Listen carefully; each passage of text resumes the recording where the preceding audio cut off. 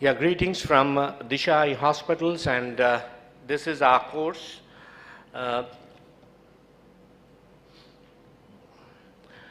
So at the beginning, what's happening? Okay, fine. So the wow factor of phaco emulsification actually sets in very early, maybe on the first post-operative day, and that is why we all need to convert from SICS to phaco, and that's what we'll be doing in the next 1 hour, 15 minutes. And before I go there, I call the panelists on the dais, Dr. Manoj Ghosh from Disha Eye Hospitals, Dr. Dipanjan Pal, Dr. Sanjeev Banerjee, and Dr. Mrinmoy Das. So they will be with me through the course. And it's high time that we take this drive because we were fairly comfortable and we're giving good, excellent results with SICS. But the cataracts are getting softer, the machines are getting better, and we have affordable Indian equipment and Indian lenses, foldable lenses, hydrophobic lenses.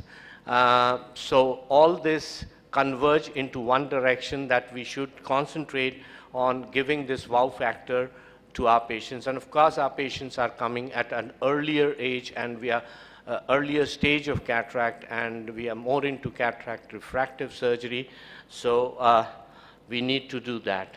So what we need is definitely access to a good microscope, because if we can't see, we can't do. And a predictable phaco machine, because in the beginning you don't know whether it's your problem or the machine's problem. So please get a hand to a reasonably good phaco machine. I have no financial interest, but these are good phaco machines. And the third one is you must have a regular OT facility, at least 2 or 3 cases twice or thrice a week, because otherwise things learned in the previous theater is forgotten. And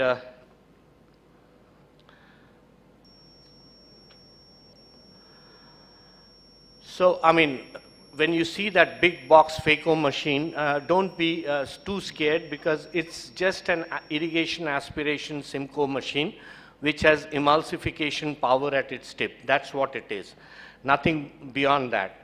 And it's gravity fed, so the irrigation is a passive process, and the irrigation depends upon the bottle height.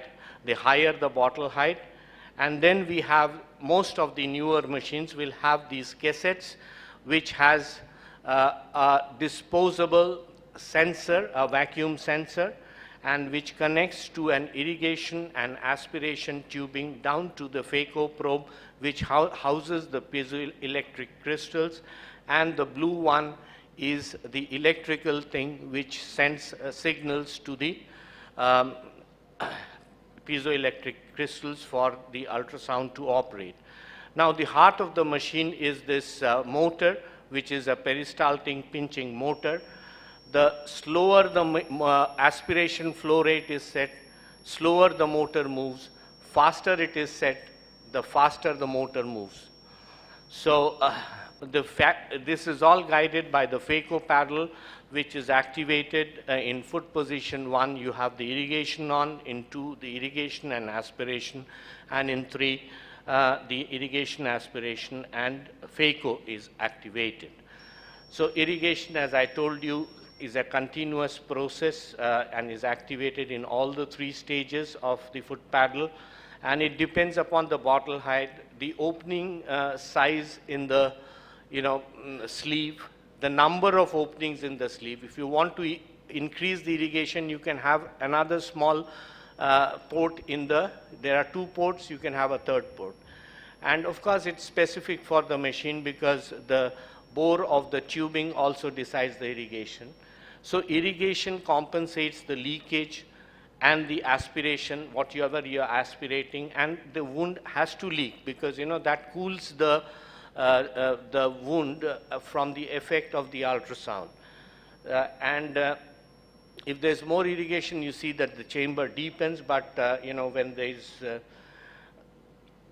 when nothing is happening, what happens is no fluid also comes in because it's a watertight situation. So depending upon the bottle height, we have some intraocular pressure, and beyond that, the irrigation stops. And so that's how it functions. Now the aspiration part is activated in foot position 2, and it is, as I told you, the motor speed. So, and it is measured in cc per minute. So more we raise the flow, more things come to the tip. So flow, aspiration, as we raise, more things come to the tip, and things happen faster. So, you know, if we set the higher flow rate for the same vacuum, the vacuum rise time will increase because the vacuum will rise suddenly. Now for the vacuum, which is for peristaltic machines, which I would recommend all of you to use, once the tip is occluded by a fragment, the vacuum develops. So what happens that the tubings collapse and the tip is totally occluded, so there is no fluid coming at the tip. And the vacuum is measured by that sensor, vacuum sensor, by the collapse of that vacuum sensor. So once it goes to the preset, maybe we've set at 200 or 300, when it collapses to that, the motor stops. So no more collapse happens. And the vacuum, as you know, is measured in millimeter of mercury. Vacuum gives the holding power of the lens.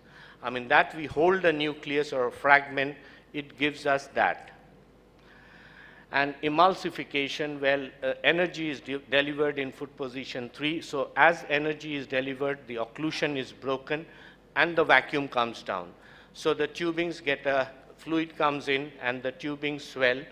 The sensor activates the motor because, again, the collapse of the sensor is gone and the aspiration flow starts all over again. So this is a cycle: occlusion, emulsification, vacuum break, then the moment vacuum break, the motor gets activated, aspiration starts, and the fragment is again re-engaged. So this keeps on happening. So the ease and this compliance of the tubing is the ease at which these tubings collapse. And in the newer machines, you know, we have lesser compliant machines, because if the tubes have collapsed, we have set high vacuum, and suddenly they swell up, so they'll take in lot of fluid from the eye, and that is what causes the surge. So in newer machines, the compliance is less, the torque of the motor is high, and the vacuum sensors are disposable, so, you know, they behave as they should, because the vacuum sensor, because, you know, you repeatedly happening, every time you are emulsifying, the vacuum sensors are going, the cycle that I said. So the tin plates may get a little, may give a wrong reading. So that's where, you know, you don't get what you set. And those things can, and you raise the vacuum. So in that case, you can get surge. But newer machines, that's the advantage, you don't get surge. Now, I mean, if there is a lot of vacuum, lot of flow rate, and suddenly there's an occlusion break, so it takes in a lot of fluid, and that's where you can have a surge. So little about the energy, that, you know, how does the energy modify? It modifies by increasing the stroke length. The stroke length is altered, that is how the power is altered. And torsional is a better equipment because of few things. If you concentrate, that, you know, it moves from side to side. So what happens is it doesn't repel. So you need less vacuum settings for a harder cataract in torsional energy rather than in longitudinal energy. And similarly, because it's moving side to side, when it's moving this side, it's emulsifying, but when it's moving the other side, it's actually bringing the Phaco tip, thereby minimizing aspiration. So you can lower both vacuum and aspiration if you're using torsional. So that way, it's a softer and safer energy. And the other advantage is, like in the longitudinal, it's moving in the wound all the time. in the incision. Like this is the incision, the tip is always moving like this. But if it is moving side to side, only 1/3 of it is reflected in the incision, so the chances of wound burns are less. So let me run you through a few examples. Concentrate on the right side parameters, where we just intentionally kept the, the probe slightly away, and we are raising the aspiration flow. See, we are raising the aspiration flow. When it goes to then you get the piece to come. So that is to explain how flow happens. This you see, there's energy, and then you see that the vacuum has built up to 350, and it gives you that hold to chop. So that's vacuum. And when emulsification, you just follow the right-hand parameters, and you will see that, the aspiration is coming, going, vacuum is coming, going.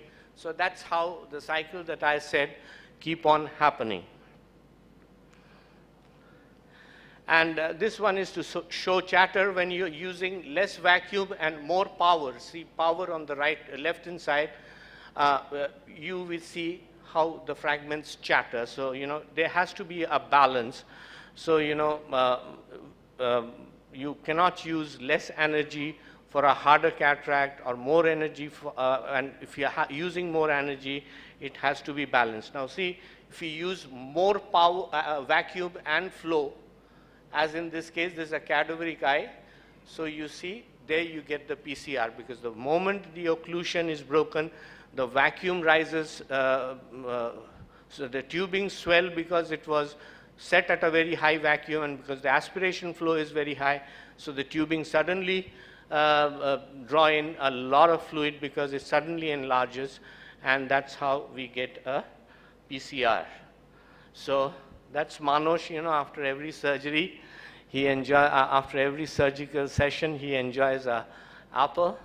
So that's as simple as that. You need to hold the apple, you need to chop it, and then emulsify it and enjoy it. So that's as simple as that.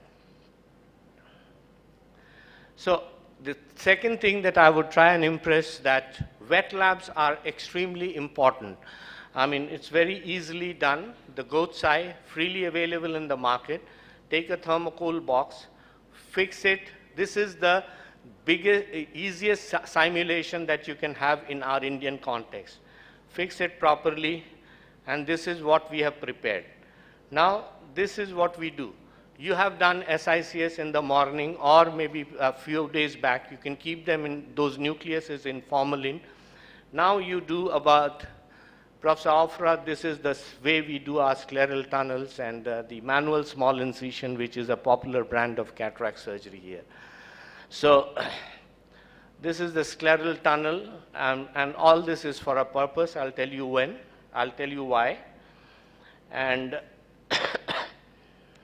many of us say that, you practice the Rexis over a boiled potato, or, the cigarette wrappers, the cellophane paper of a cigarette wrapper. But I think this gives you the best feel of a Rexis.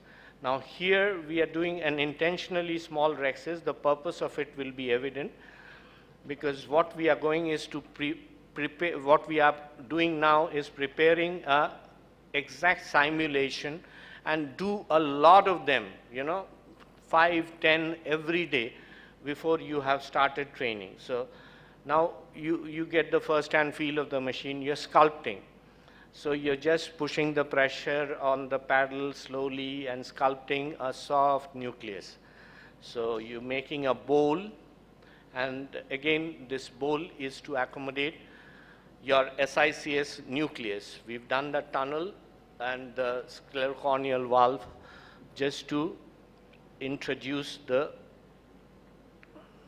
nucleus of the what we have taken out through SICS. This is not available to the Western world, because in the Western world they don't do ECC, neither they do SICS. So a total nucleus, human nucleus, is not available, but we do have it because we do a lot of SICS, and you do it. So I mean, that's what you do. You do the reverse, dial the nucleus in. So into that bowl that you have created, and this is a wonderful simulation. Now go ahead, do your trench, do your crack, do your chop.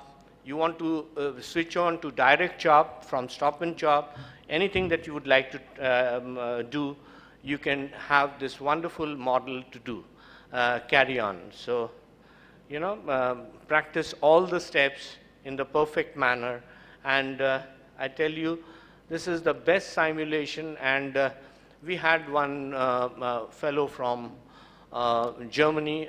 He only gave injections. He was into medical retina. His first surgical exposure for this was in our hospital, and he did a lot of wet labs. He did 20 cases under supervision in the human eye, went back and started his practice as a cataract surgeon in Stuttgart. So you can practice all of them, and be sure, you know, if you've done it in the goat side, you will definitely do it in the human eye. Now, let me take you through the preliminaries of the steps of learning. Initially, you know, do all cases, do SICS, I mean, plan SICS in mind, because probably you'll be giving a PMMA rigid lens, but try your machine at every time when you're confident with your wet labs. So, and stain every Rexis in your initial cases, because in phaco emulsification, it becomes very mandatory to see the Rexis all the time during the procedure. So the Rexis, the capsules being stained, and so few things to remember is the direction of the two ports that you've made. You know, one must come into the subincisional cortex, and your left-hand port should go towards the 5 o'clock, because that is with which you're going to guide the nucleus and chop the nucleus. So these directions are important. And because we are right-handed persons, and because of the carrying angle, so, you know, we need to be seated comfortably. I think the top line, seated comfortably in the microscope, not being crouched, not being, you know, because initially we are a little tense. Don't go too close, because your hands get crowded in the field of work. Sit properly in the microscope. And of course, you know, because of our right hand rule, this incision of the main phaco incision must be, you know, from maybe 11:30 to somewhere around 5:30. So that's the direction, because that's how we are comfortable running the phaco probe. And of course, these two would be 2 clock hours away from each other, because that doesn't crowd our both hands together, right? And if we don't do that, suppose, you know, we are sitting here and we've given an incision here. Now when we are doing the phaco trenching like this part of the incision of the phaco probe is touching my incision more. So, you know, there you can actually damage the incision and even cause a wound burn.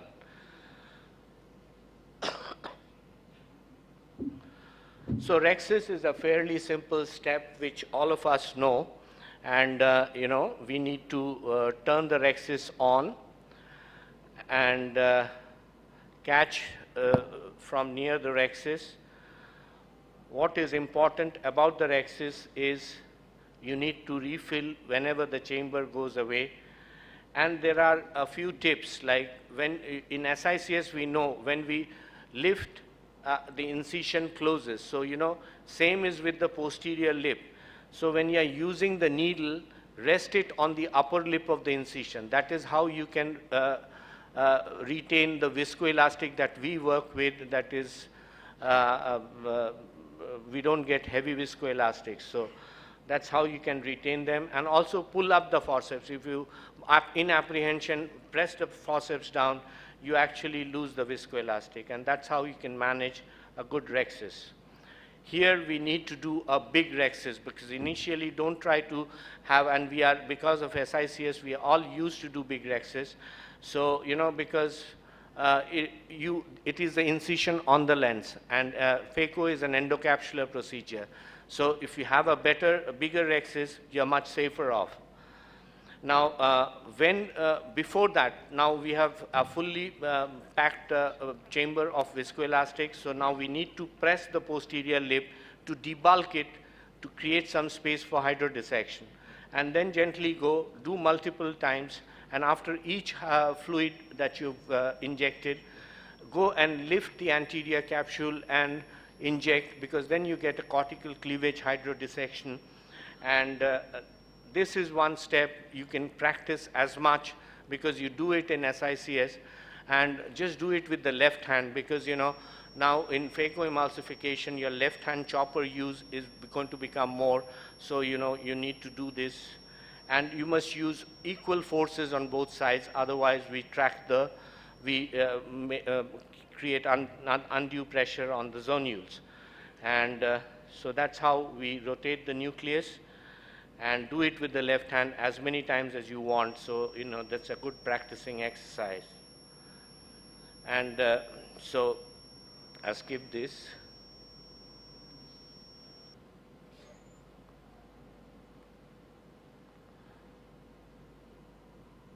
And there are many rules to trenching. My subsequent speakers will come and tell you.